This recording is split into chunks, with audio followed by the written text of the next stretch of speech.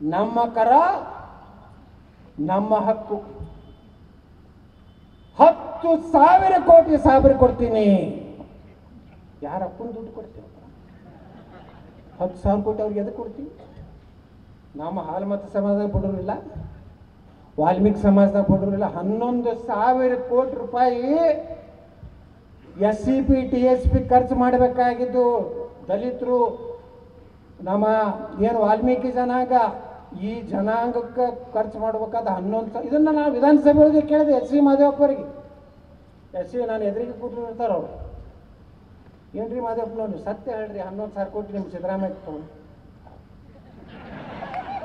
ಸಿದ್ದರಾಮಯ್ಯ ತೋರಿಸ ನೋಡ್ರಿ.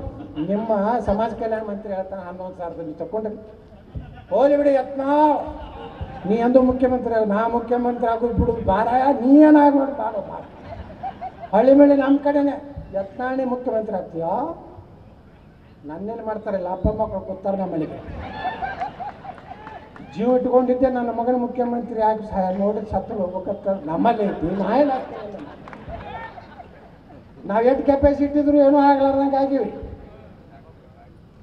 ನಮಗೂ ದಮ್ಮ ಐತಿ. ಮುಖ್ಯಮಂತ್ರಿ ಉತ್ತರ ಕರ್ನಾಟಕದ ಈ ಸಲ ಬಿಡುದಿಲ್ಲ ನೋಡಕ್ಕೆ. ಉತ್ತರ ಕರ್ನಾಟಕದ ಯಾರು MLA MP ಗಳು ಉತ್ತರ ಕರ್ನಾಟಕದ ಮುಖ್ಯಮಂತ್ರಿ ಆಗಾಗ ವಿರೋಧ ಮಾಡಿದ್ರಂದ್ರೆ ಮುಂದಿನ ಸಲ ಅವ್ರ ಇಲೆಕ್ಷನ್ಗೆ ಬರ್ತೀನಿ ನೋಡ್ರಪ್ಪ. ಇವರೇ ನಮ್ಮ ಕೆಡವಾರ ಆಗ್ಲಾರ ನೋಡ್ಕೊಂಡಾಗ ಇವ್ರಿಗೆ ಕೆಡವ್ರ ಎತ್ತು ಬೆನ್ನತ್ತಿ. ನನಗೇನು ಆಗೋದೇ ಇಲ್ಲ ಅಂದ ಮ್ಯಾಗ ಏನೈತಿ, ತಿರುಗಾಡಿ ಮತ್ತು ಉಲ್ಟಾ ಬೆನ್ನ ಹತ್ತು.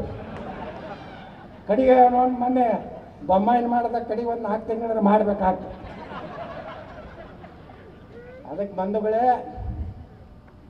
ಇದು ದೇಶದ ಚುನಾವಣೆ ಐತಿ. ನಾವು ಅಣ್ಣಾ ಸಾಹೇಬ್ ಜೊಲ್ಲೆಯವ್ರನ್ನ ಏನು MP ಅವ್ರಿಗೆ ಮುಖ್ಯಮಂತ್ರಿ ಐತೆ ನೋಡಿ. ನಾನು ಇನ್ನು ಹೇಳೋಕ್ಕಾಗೋದಿಲ್ಲ ನೋಡಿ, ಯಾವಾಗ ಯಾರು ತಂದು ಕೊಂಡಿರ್ತಾರೆ. ನಮ್ಮವರು ಬೊಮ್ಮಾಯಿ ಹೆಸರೇ ಇರಲಿಲ್ಲ, ಟಣಕ್ಕೆ ಬಂದು ಕೂತ್ಕೊಂಡು.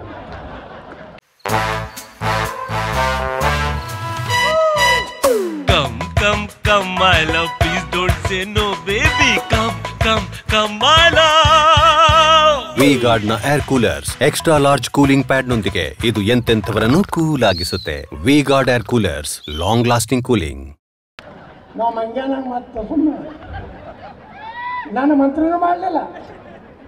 ಮಂತ್ರಿ ಯಾಕೆ ಮಾಡಲಿಲ್ಲ ಗೊತ್ತತ್ತಲ್ಲ, ನೀವು ಮಂತ್ರಿ ಆಗಿಬಿಟ್ಟು ಫೇಮಸ್ ಆಗಿಬಿಟ್ಟು ನನ್ನ ಮಗ ಯಾವಾಗ ಮಂತ್ರಿ ಆಗ ಮುಖ್ಯಮಂತ್ರಿ ಆಗ್ಬೇಕು. ಮಾಡೋದಿದ್ರೆ ನನ್ನ ಮಗನೂ ಮಾಡಬೇಕು, ಎತ್ತನೂ ಮಾಡಬೇಕು. ಇಳ್ಕಂದ್ರೆ ಮಾಡಬಾರ್ದು. ಮ್ಯಾಗಿನವ್ರು ಇಬ್ಬರೂ ಬೇಡ, ತಾವು ಎರಡೂ ಕ್ಯಾನ್ಸಲ್ ಆದ. ನಾವು ಇವತ್ತು ವೋಟ್ ಎದಕ್ಕೆ ಹಾಕಬೇಕು? 25 ಗ್ಯಾರಂಟಿ ಕೊಟ್ಟಾರೆ ಕಾಂಗ್ರೆಸ್ನು. 25 + 5 ಏಟಾಯಿತು? ಆ 25 ಗ್ಯಾರಂಟಿಗೆ ಒಂದು 4-5 ಹೇಳ್ತೀನಿ ಅಷ್ಟೇ.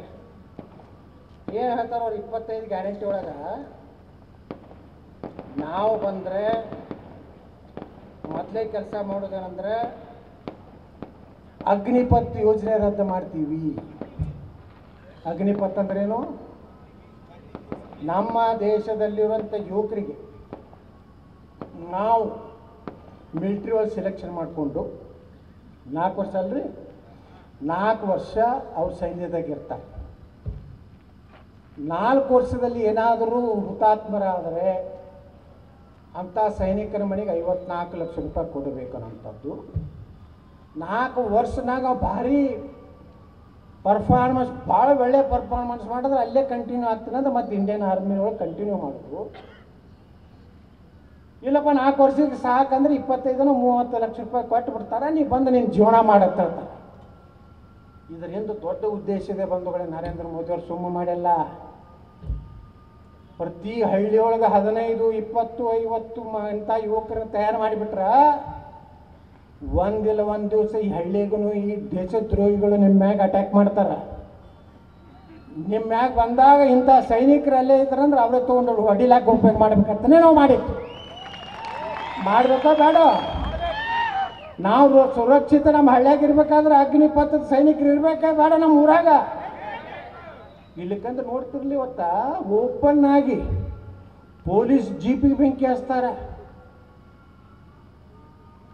ಓಪನ್ ಆಗಿ ಹುಬ್ಬಳ್ಳಿ ಧಾರವಾಡ ಪೊಲೀಸ್ ಸ್ಟೇಷನ್ದಾಗ ಹೋಗ್ತಾರೆ ನಮ್ಮ ಪೊಲೀಸರ ಮ್ಯಾಗ ದಾಳಿ ಮಾಡ್ತಾರೆ. ಒಬ್ಬ ಪೊಲೀಸ್ ಹೆಣ್ಮಗಳು ಕಾನ್ಸ್ಟೇಬಲ್ ಮೈಮ್ಯಾಗ ಹೋಗಿ ಜಗ್ಗಾಡ್ತಾರೆ.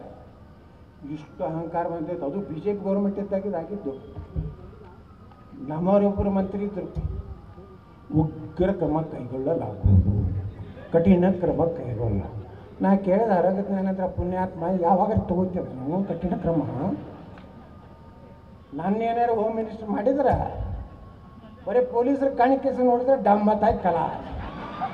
ಮತ್ತು ಅವ್ರನ್ನ ಕರ್ಕೊಂಡು ಬಂದು ಜೈಲ್ನಾಗಿಟ್ಟು ಬಿರಿಯಾನಿ ತಿನ್ನಿಸಿ ಪ್ರತಿ ವಾರಕ್ಕೊಮ್ಮೆ ಕೋರ್ಟ್ ಮುಂದೆ ಹಾಜರು ಹಾಯ್ ಮಲಿಕ್ ಸಾಬ್ ಗೈಜಮ್ ಸಾಬ್ ಬೀರ್ ಹಾ ಇಲ್ಲ, ಒಮ್ಮೆ ಹೊಡಿದು ಮ್ಯಾಗೆ ಜನ್ನತ್ತಕ್ಕೆ ಕಳ್ಸೋ ಸೀದಾ. ಏನು ಹೇಳ್ತಾರೆ ಒಂದು ಮನೆ ಅವರ ಪ್ರಣಾಳಿಕೆ ಒಳಗೆ